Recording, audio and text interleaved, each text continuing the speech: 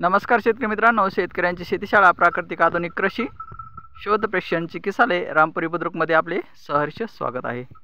शेतकरी मित्रांनो, हा प्लॉट आपण टरबूज आणि 3 वळी खरबूज आहे।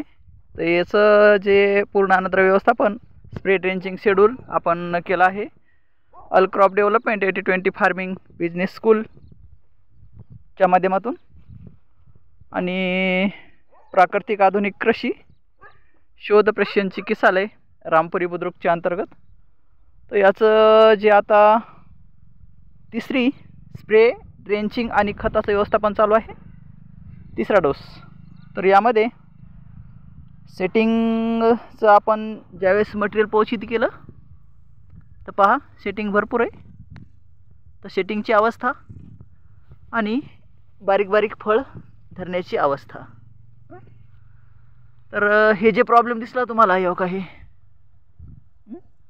तर हे प्रॉब्लेम कशामुळं, हे जे प्रॉब्लेम आहे की आपण कामगंध मक्षिकारी कामगंध सापळे जर नाही लावले तर काही असे वाकडे फळं, डंक मारणार आळी माशी, भुंगा माशी डंक मारणार आणि डंक मारल्यानंतर इथं आपल्या फळाला डंश मारला की तिथं वाकडं फळ असं निर्माण होतं आणि ते वाकडं फळ आपलं असं क्लिअर फळ राहायला पाहिजे मित्रांनो। बघा असं क्लिअर फळ, असं नाही पाहिजे हां। तर हे जे प्रॉब्लेम आहे, तर हे बारीक बारीक आलेले फळं सुरुवातीचे तुम्ही काढून टाका, याची काही आवश्यकता नाही आपल्याला। हे फळं काढून टाका असे झालेले डंक मारले, कारण मक्षिकारी कामगंध सापळे अजून काय लावलेले दिसतेत का, कुठं थोडे आहेत। तर प्लॉट धारकांना विनंती आहे की मक्षिकारी कामगंध सापळे वाढवा लवकरात लवकर कारण असं जर डंक मारलेले जर फळ जास्त राहिले आपल्या प्लॉटमध्ये तर आपलं नुकसान होण्याची शक्यता आहे।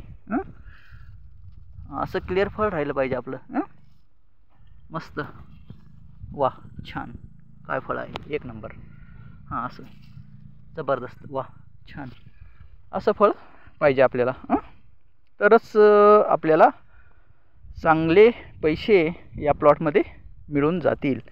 नाहीतर डॅमेज जर फळ राहिले तर मार्केटिंगसाठी आपल्याला प्रॉब्लेम येतो आणि मार्केटिंगला जर प्रॉब्लेम आला सेलिंगला तर पैसे कसे होतील मित्रांनो।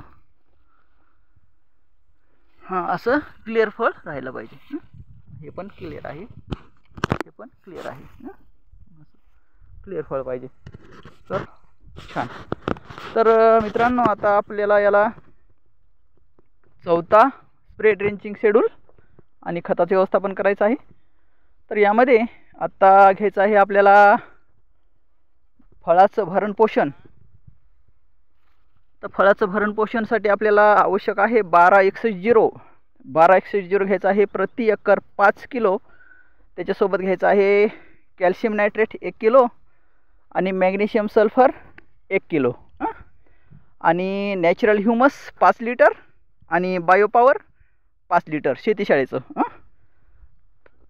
हा जर आपण डोस घेतला तर हे जे फळं लागलेले दिसतात ना तुम्हाला, अशी अवस्था झालेली ही फळं पर पर पर पर फाकतील बघा